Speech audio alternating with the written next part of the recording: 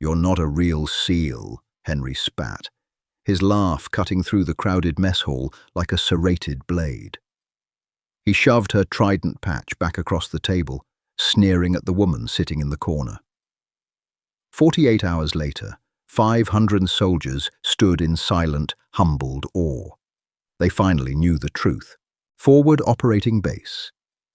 Kodiak smelled like burning trash and old sweat.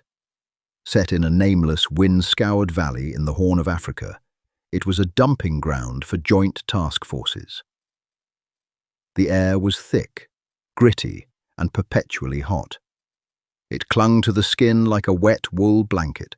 Stella sat alone in the corner of the mess tent, pushing a fork through powdered eggs.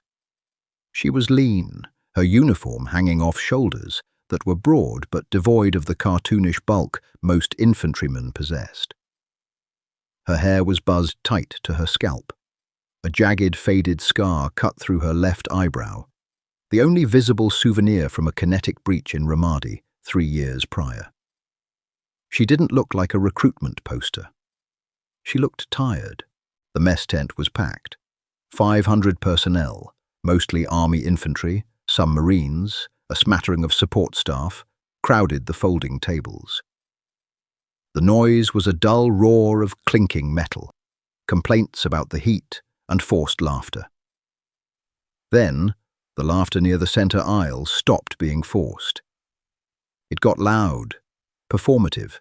Sergeant First Class Henry held court at a table of young rangers.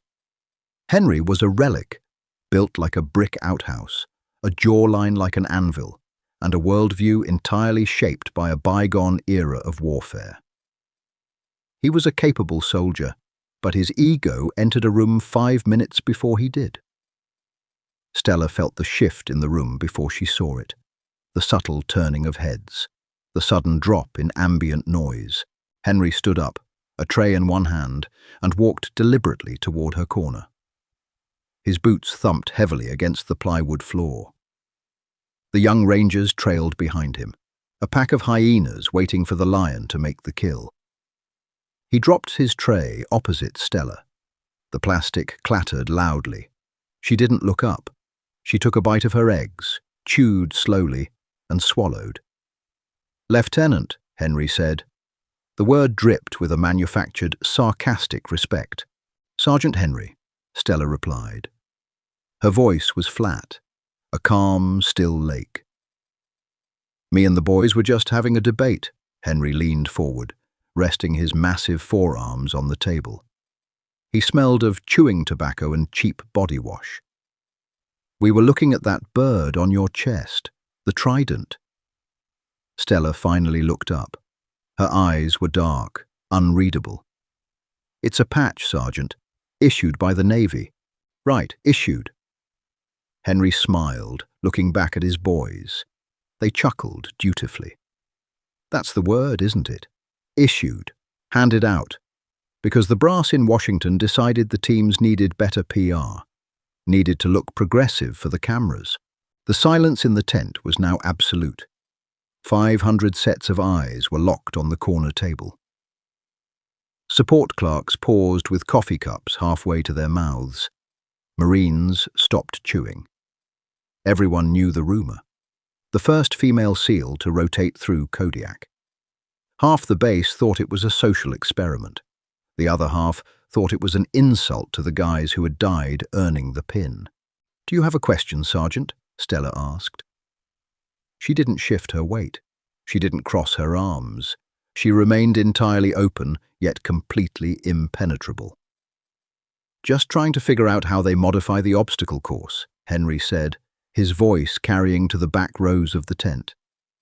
"Do they give you a step stool for the O-course wall, or do they just let you walk around it? Must be nice, knowing the standards get bent so the Pentagon gets a good headline." A few audible snickers echoed from Henry's table. Stella looked at Henry, really looked at him. She saw the flushed skin of his neck, the slight tremor of adrenaline in his hands. He wanted a reaction. He wanted her to yell, to pull rank, to throw a fit. If she got angry, she was emotional. If she pulled rank, she was weak. It was a trap built by a man who had never been hunted. She thought about Boudes. She thought about the cold water off Coronado, the feeling of her own body consuming its muscle for warmth during Hell Week. She thought about the fractured tibia she had taped up and run on for 3 days because she refused to ring the bell. She thought about the men she had bled with, the ones who didn't care about what was between her legs, only that she could carry her corner of the log. None of that mattered here. Words wouldn't fix this. Stella picked up her napkin, wiped her mouth, and stood up. She was 4 inches shorter than Henry, but she held her space. She reached into her pocket, pulled out a spare, subdued trident patch she kept for her plate carrier, and tossed it onto the table. It slid across the aluminum and stopped against Henry's knuckles. "You're not a real seal," Henry laughed, a harsh, barking sound. He pushed the patch back across the table. It fell onto the floor. "You're a tourist, playing dress-up." Stella looked down at the patch in the dust, then back up to Henry. "If the siren rings, Sarge, just make sure you remember how to use your rifle," she said, her tone devoid of malice. It was purely instructional. She stepped over to the patch and walked down the center aisle. 500 soldiers watched her go. Some smirked. Some shook their heads. She felt the weight of their judgment pressing against her spine, but her heart rate never broke 60 beats per minute. When she pushed through the tent flaps into the blinding African sun, she didn't look back. She had nothing to prove to them. Not yet. The attack didn't start with a bang. It started with a whisper.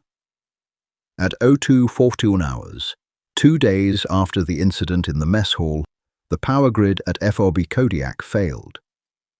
The steady, comforting hum of the massive diesel generators died. The heavy air conditioning units sputtered to a halt. The base plunged into absolute, suffocating darkness. Stella was awake. She was lying on her cot, staring at the ceiling of her CHU, containerized housing unit, listening. 3 seconds of silence. Then the distinct, hollow thump of a mortar leaving its tube. 3 miles out. She threw her legs over the edge of the cot.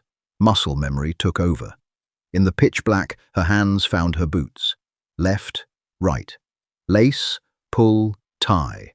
Thump, thump. 2 more. She stood up, grabbing her combat shirt. The first mortar impacted on the west side of the base. The shockwave rattled the corrugated metal walls of her container. Dust rained down from the ceiling, coating her shoulders.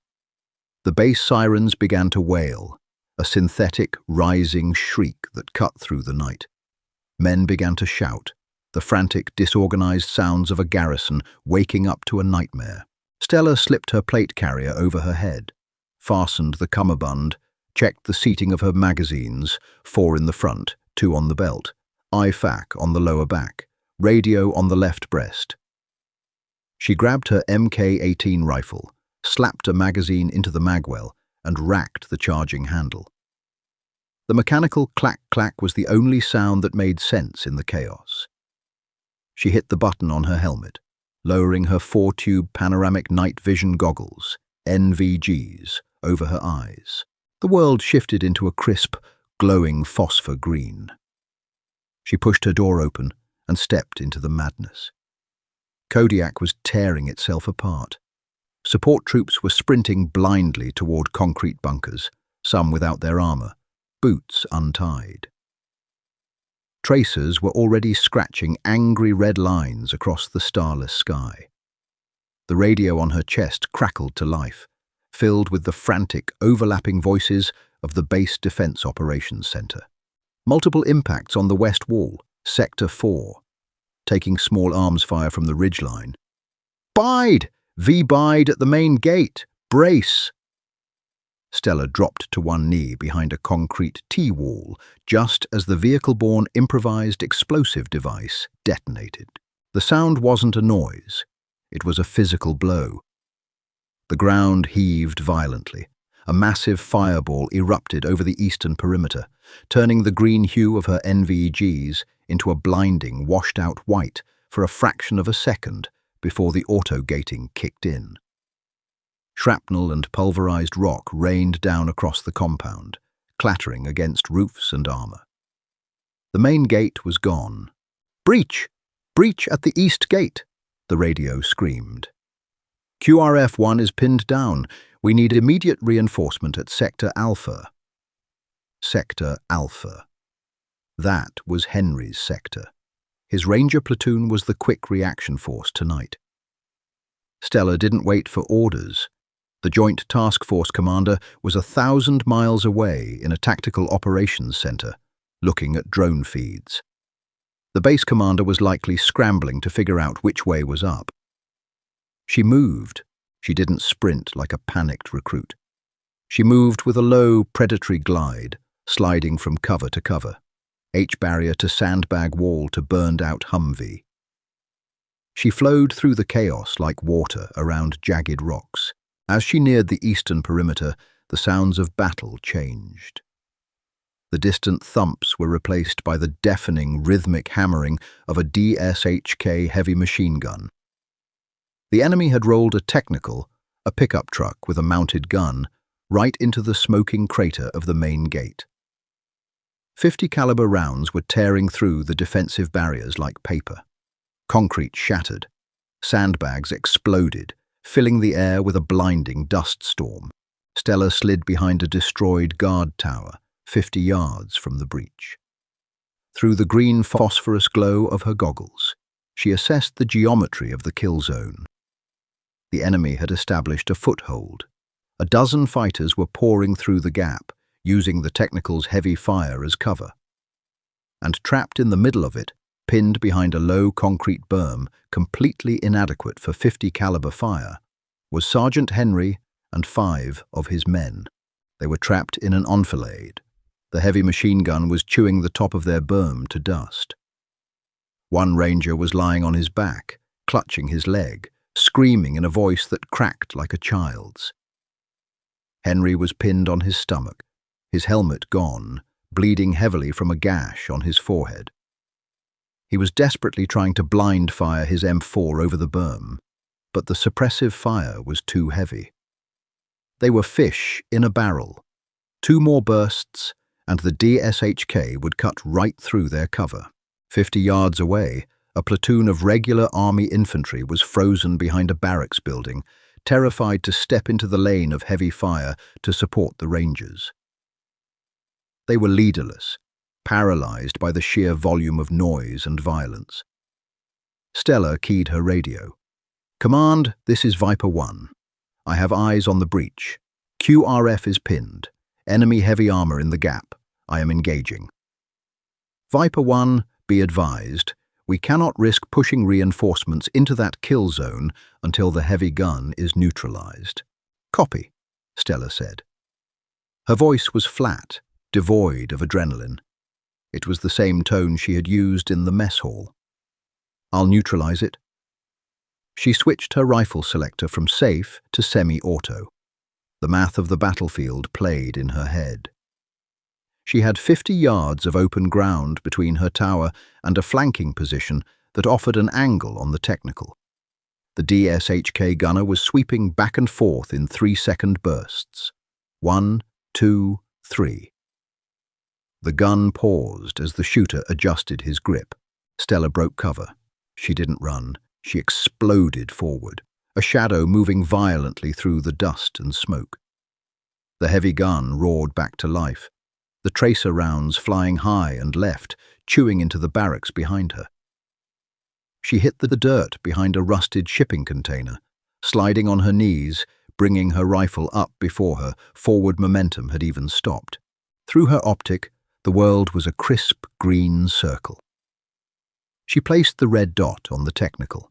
She ignored the sparks flying off the container inches from her head. She ignored the screaming. She boxed out the universe until nothing existed except the red dot and her trigger finger.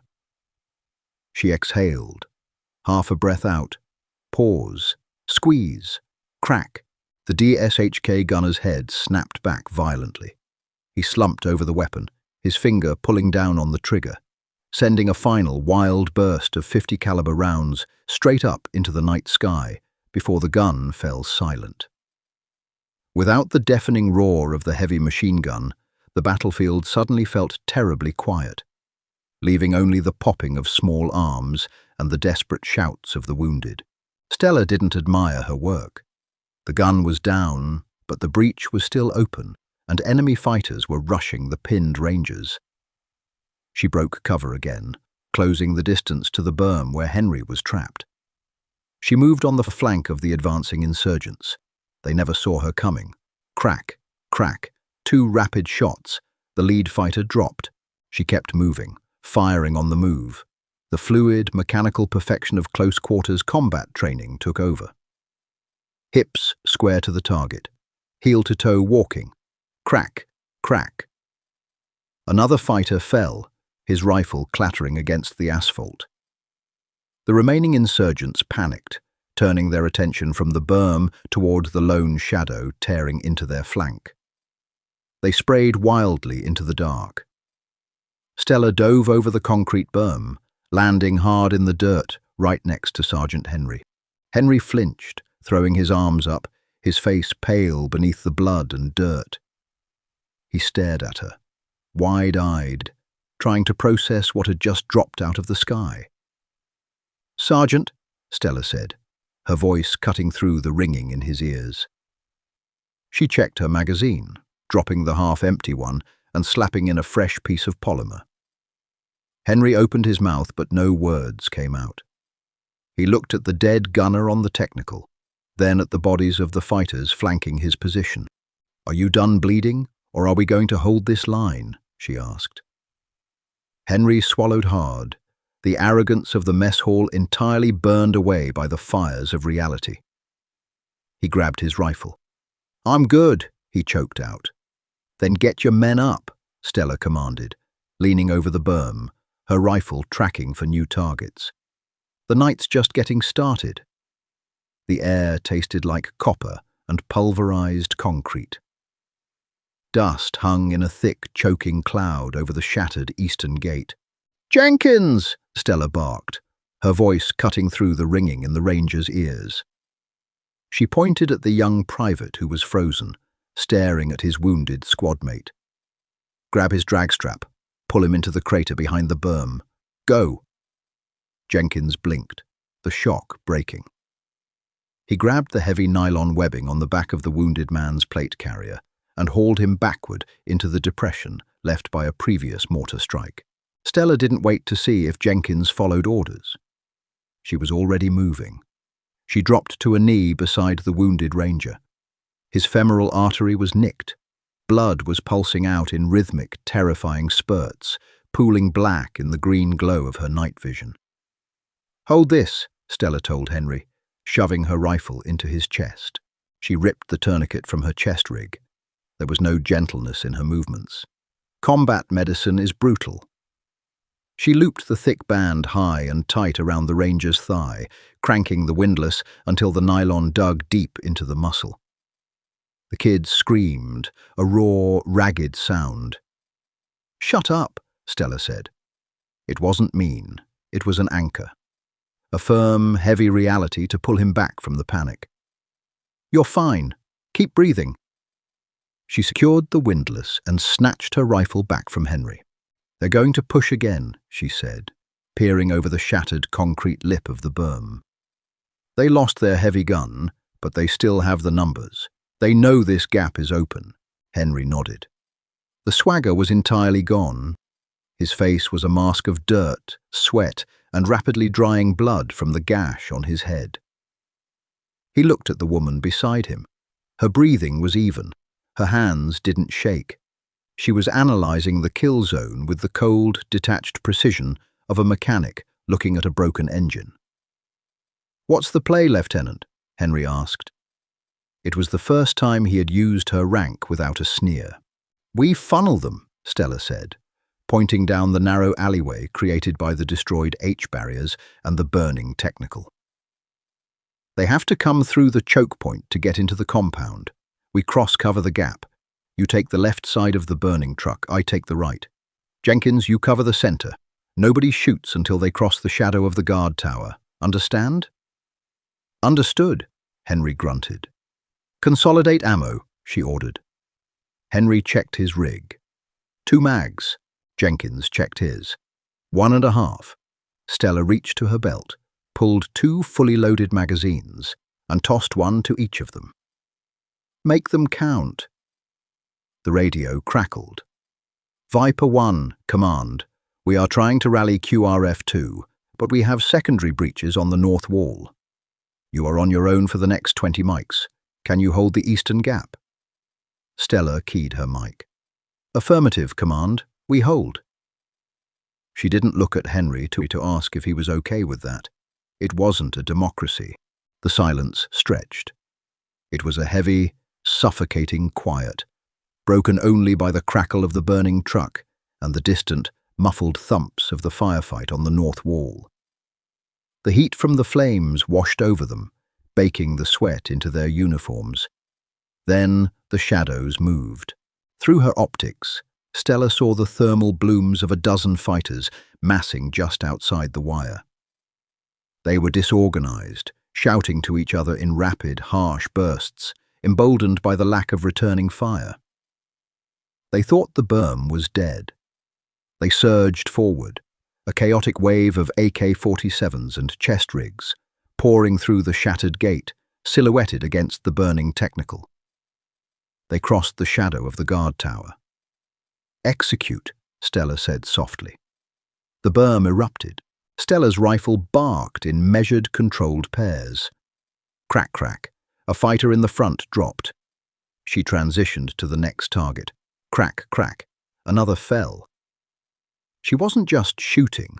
She was managing the battle space. She fired, assessed, communicated. Left flank, Henry, she called out, spotting 2 insurgents trying to skirt the burning truck.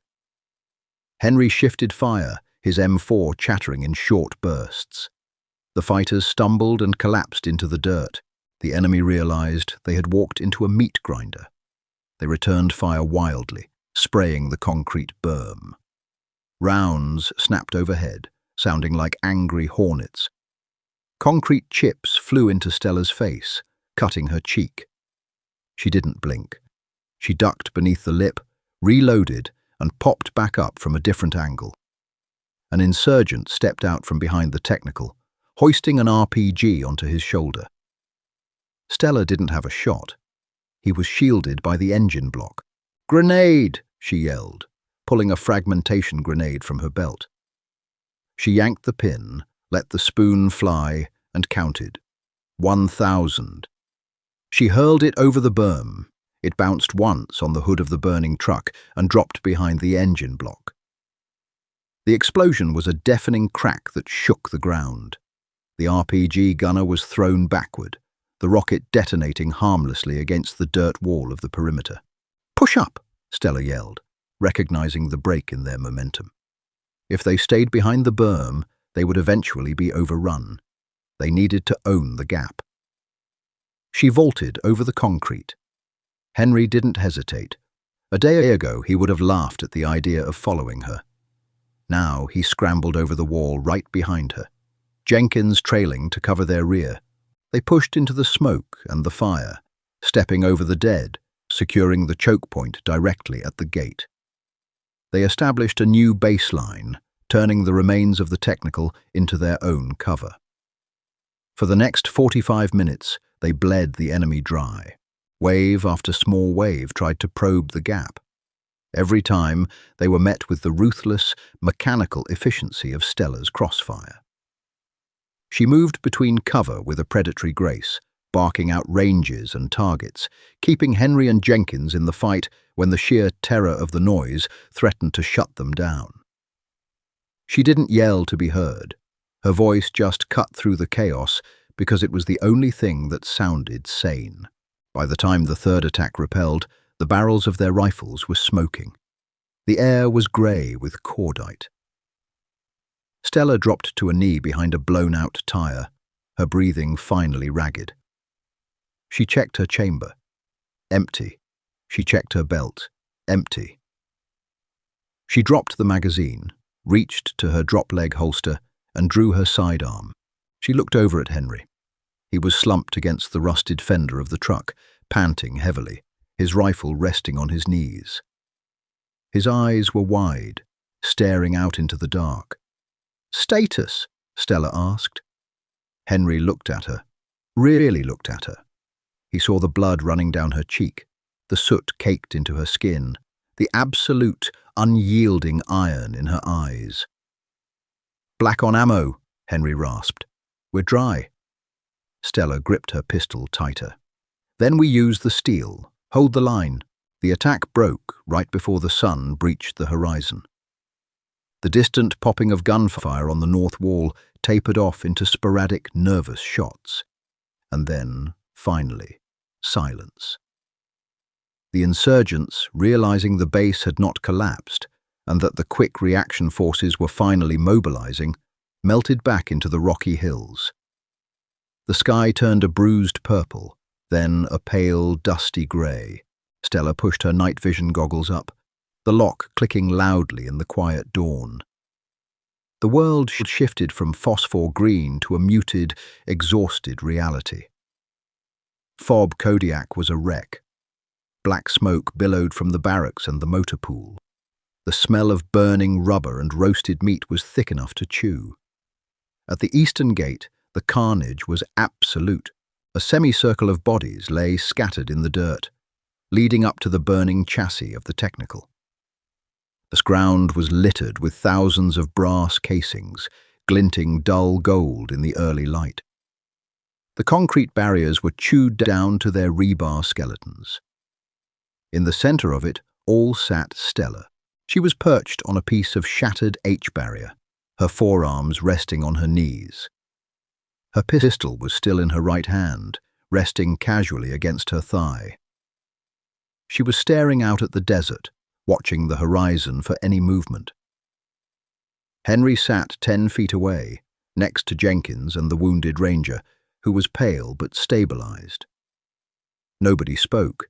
There was nothing left to say. The crunch of heavy boots on gravel broke the stillness. From the center of the base, a massive column of soldiers marched toward the eastern gate. It was the main body of the infantry battalion, the QRF that had finally untangled itself from the chaos. There were hundreds of them, the same men who had packed the mess hall 48 hours ago.